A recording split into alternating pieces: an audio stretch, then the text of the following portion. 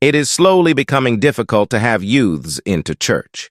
Sadly, most preachers are using music concerts, housing famous artists, to replace discipleship and attract these youths to church.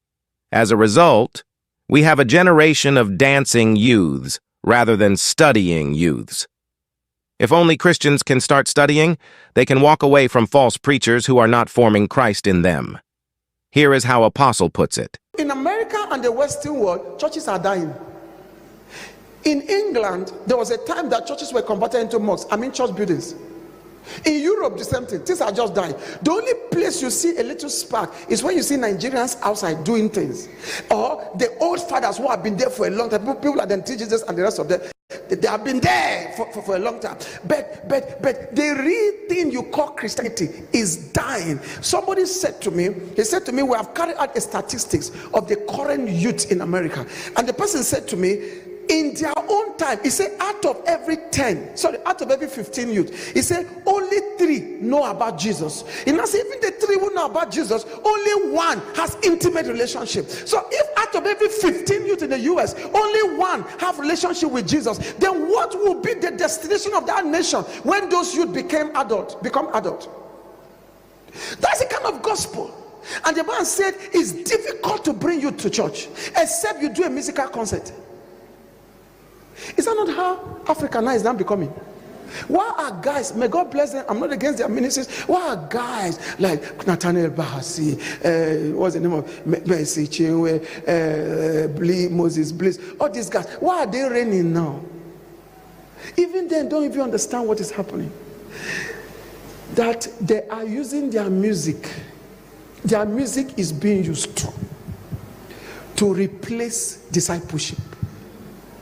So we have more of a dancing youth, like I said earlier, a dancing youth than a studying youth.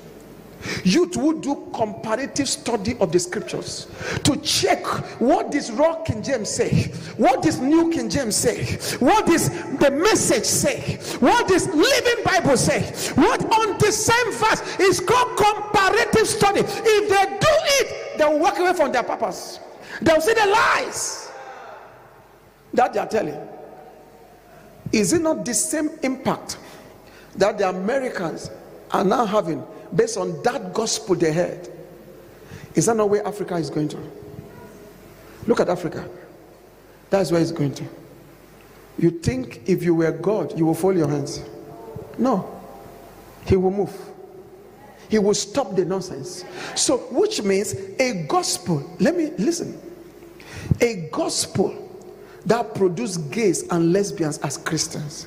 Even we in Africa today, there are a lot of us believers who believe you can lie and still be a Christian. Pastors believe that you can go to the beer parlor and drink and boast about the tithe you have made and sleep with the, how do they call them, those ladies who wait at the beer parlor, the waitress, and sleep with them and give them money and come back to preach on Sunday and still be a Christian. No, they believe you can still be a Christian. They believe that you can have some alcohol in your fridge and be taking it before you come and preach in the morning and be shaking like this. They believe that you can still be a Christian. They believe that you can still be a Christian when you have you smoke. Not the normal cigarette, which is as bad, but the hard drugs. There are pastors who do that. Bang, you call it bang in Kenya. Now they blow it on Saturday stroke Sunday. And come on Sunday and you get my point, carrying towels and cleaning all over as if they came out from the bathroom. They say they can still do that and still be Christian. Where did it come from? It came from the books. Kenneth Hagin, Kenneth Copeland, all the good books. Yes, they are very good, but they didn't put Christ in people. They didn't put Christ. I have read Kenneth Copeland books, I have read Kenneth Hagin books. There is none of their books I have read that I began to cry for my sins. I began to cry and say, God, save me from my sins. None. It doesn't exist. If you see one, bring it for me. It doesn't exist. A book that will strike the cuts of your heart. The day I read a book by Mary Buster about hell, it will shake you to your foundation. Are you understanding me? It's about faith. faith, financial prosperity, gift of the Spirit.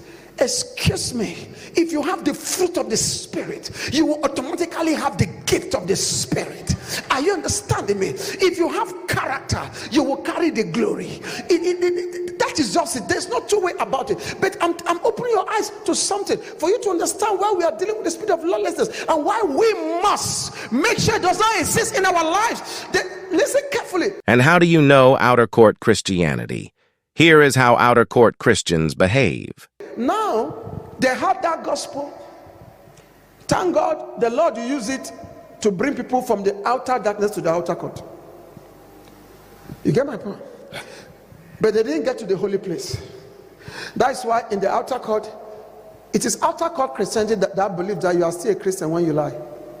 It's outer court Christianity that believes that you are still a prophet as gay. You are still a prophetess as a lesbian. I mean outer court, not the holy place. The holy place, follow peace with all men and holiness, without which no eye shall see the Lord. The holy place, why do you call me Lord, Lord, and not do what I say? That's the holy place for you. And why do they take photos with these fathers and place them on social media? Here is why these upcoming preachers visit these famous fathers and papas who have a large following and mega crowds. Let me tell you something that the Lord showed me, a shocking thing. They brought money, they brought fame, and the Lord said to me, you see these people, the reason why they run to fathers, take photo, visit this one, take photo, visit this one, kneel down, they lay hand on them, visit this, and once they lay hand on them, they put it on social media. They visit this one, the fathers of the charismatic movement that are passing away. Are you understanding me? I want to show you the danger in that.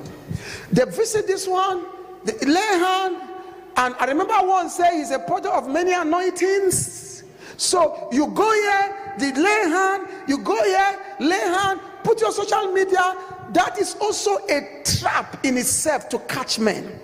But which men are they catching? The men that follow these ministries and ministers. But that's not even where the problem is that the Lord showed me. So as they lay hands on you, this one lay hands on you, the other one lay hands on you. Apart from you becoming a confused mixture, but there's something else will become. When God will be wiping away this gospel that never put Christ in people, you will be the only one trying to retain it. Because you have collected from them and you want to continue their legacy. Now you could be preaching what looks good, but the impact, because you have collected a dimension that never targeted the spirit of lawlessness. If you watch these people I've mentioned, they wrote very good books, but the books never targeted the spirit of lawlessness. They never targeted the spirit of lawlessness. Every books the African fathers of faith, as you know them, have written came from the books of these people. That's why when you read their books, you will know that these books are copycats. They wrote these books after they have read these ones. And that's why even their own books are not attacking the spirit of lawlessness. There was a time in my life I used to hear faith. Without faith, you cannot. Without faith, it's impossible to please God. Yes. No, in fact, they didn't even say that one. Without faith, you cannot get married. Without faith, you cannot have money. Without faith, you cannot build a house. Without faith, you cannot do ministry. Without faith, and that's okay. What is this faith? It's not a person. What is this faith? Okay, let me read their books. I gathered all the books written on faith. And I read everything. The last one was the one written by Charles Capps on faith and confession. I read that book inside out, and I made conclusions. These people, what they're actually talking about is the prophetic anointing. It's why Charles Capps. They are looking for the prophetic anointing in all they wrote, because it takes the prophetic anointing to touch the invisible, to hear the inaudible. And faith come by hearing. But everything they wrote was confusing because they copied it. When you copy something, you confuse people. I was trying to get what is real faith, what is this faith they are talking about, until I ate Hebrew chapter 11 by myself. Hebrew 11, let me see what is faith. And faith is the substance of things hoped for, the evidence of things not seen. I read it in New King James, read it in Old King James, read it in the Message, read it in the New Living Translation, read it in the Amplified Version, read the whole chapter in different translation, and I saw how these guys missed it.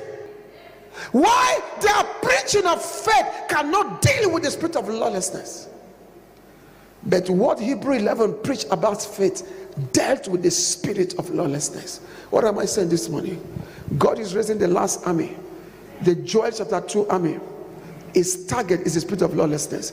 But if you go collecting from these fathers, preaching what they are preaching, you are going to come up with a product that does not touch the spirit of lawlessness. And you become what we call the Manasseh generation. A generation that will wipe away all the righteousness that people like Paul, Jude, and James, they labored and laid down.